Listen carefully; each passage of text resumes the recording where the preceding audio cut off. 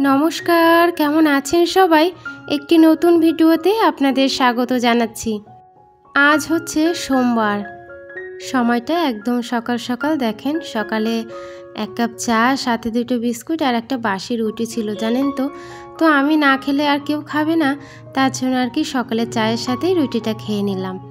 তো তারপরে আর কি কিছুটা বাসি কাজ সেরে চলে এলাম, যেহেতু সোমবার ভাবছি সকাল সকাল ভোলানাথের পুজোটা সেরে ফেলি। তো সকালবেলায় যখন স্নানটা করি তখন এই বাইরে ভোলানাথের পুজোটা সেরে ফেলি, আর বেলাতে যখন আরেকবার স্নান করি তখন ঘরের পুজোটা সারি। দুটো পুজো একসাথে খুব একটা দেওয়া হয় না আর কি, মানে সময় হয়ে ওঠে না। যাই হোক, চলুন সকাল সকাল ভোলানাথের পুজোটা সেরে চলে এলাম কিন্তু রান্নাবান্নার ব্যবস্থা করতে।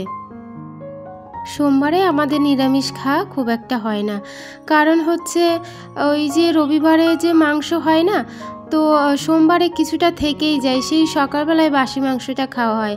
তো ভাবি যে সোমবারটা আর কি নিরামিষ খাবো, কিন্তু পেরে উঠি না। যাই হোক, সকালে তো বাসি মাংস দিয়ে খাওয়াটা কমপ্লিট করলাম। তারপরে দুপুরে আজকে একটু নিরামিষ করব, কারণ মাংস খাওয়ার পর একটু হালকা পাতলা খাওয়াটাই বেটার আর কি। যাই হোক, ঘরে কিছু পটল ছিল, তাই ভাবলাম একটু আলু দিয়ে, পটল দিয়ে আর জিরে আদা বাটা দিয়ে একটু পাতলা ঝোল করব। আর তার মধ্যে আর কি দেখো, কিছু আর কি কালো জাম আমার মা আর কি দিয়ে গেছিলো, তো সেই কালো জামগুলো না একটু লবণ দিয়ে মাখিয়ে রাখছি, তাহলে একটু মজে যাবে আর খেতেও না বেশ ভালো লাগবে। তো মাখাতে মাখাতে 4-5টা কালো জাম আমি নিজেই খেয়ে ফেলেছি। তো চলুন এটা ঘরে রেখে আবার যাবো রান্নার কাজে।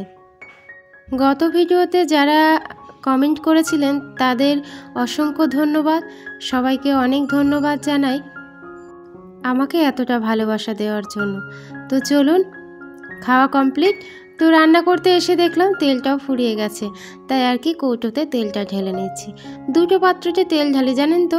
ছোট একটা পাত্রে তেল ঢেলে রাখি, সেটা হচ্ছে ওই অনেক সময় সকালে আলু সিদ্ধ ভাত খাওয়া হয় তখন একটু কাঁচা তেল লাগে, তো তার জন্য ওই ছোটো পাত্রটায় কিছুটা ঢেলে রাখি আর কিছুটা একটা বড় পাত্রে ঢেলে রাখি।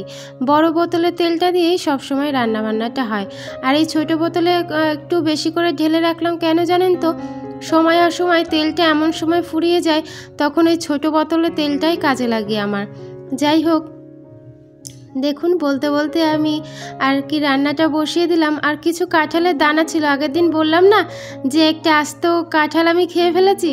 আসলে সেদিন আস্ত কাঁঠালটা আমি একা খাইনি, সবাই মিলেই খেয়েছিলাম। যাই হোক, সেই কাঁঠালের দানাগুলো আজকে না কিছুটা আর কি বেছে দিলাম। এই যে কাঁঠালের দানাগুলো বাছতে গেলে না একটু সমস্যা হয়। যাই হোক, খেতে কিন্তু বেশ লাগে, তবে আগে না এইসব পছন্দই করতাম না। তবে এইসব এখন এই সবজি বলেন, এটা ওটা, শাক পাতা, এগুলো বেশ লাগে খেতে। যাই হোক, দেখেন একটু পাতলা ঝোল করেছি আর গরম গরম তরকারি।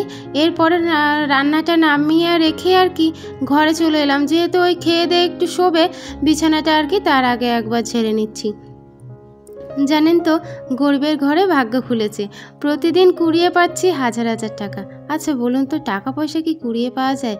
না গো বন্ধুরা, টাকা পয়সা কুড়িয়ে পাওয়া যায় না, অনেক কষ্ট করে টাকা পয়সা তিল তিল করে জমাতে হয়। যাই হোক, অনেকটা কষ্টের সংসার, জানেন তো। আমরা জানি, হ্যাঁ, প্রত্যেকটা দিদিভাই কিংবা দাদাভাইদের সংসারটা প্রত্যেকেরই এক একজনের সংসারটা এক এক রকমভাবে আর কি তৈরি করা হয় আর কি। তো আমারও জীবনের অনেক গল্প আছে, জানেন তো। এই আজকে যে বর্তমানে যে পরিস্থিতিতে দাঁড়িয়ে আছি, এই পরিস্থিতিতে আসতে আমার 13টা বছর সময় লেগেছে। আজ থেকে 13টা বছর আগে জানেন না, টালির ঘরে থেকে দুজনে মিলে এক জায়গায় গুটিসুটি মেরে শুয়ে থাকতাম। যখন প্রচণ্ড ঝড় বৃষ্টি হতো, ঘরের মধ্যে জল জমে যেত। তো সেই সব দুঃখের কথা এখন সবই ইতিহাস হয়ে গেছে। যাই হোক, কি আর বলবো, গরিবের ঘরে সত্যি আস্তে আস্তে ভাগ্য খুলছে। আর ওই যে বললাম, এই টাকা কুড়িয়ে পাচ্ছি হাজার হাজার, তবে কুড়িয়ে পাইনি। আসলে ব্যাপারটা হয়েছে কি, হাজব্যান্ড গিয়েছিল বাজারে, তো আমার হাজব্যান্ডের একটা বাজে স্বভাব আছে, মাঝে মাঝে একটি লটারির দোকানে আসা যাওয়া করে। তো যাই হোক, আজকেও গিয়েছিল, তো সেই দোকানদার আর কি জোর করে 2 ঘর লটারি তার ঘাড়ে গুছিয়ে দিয়েছে।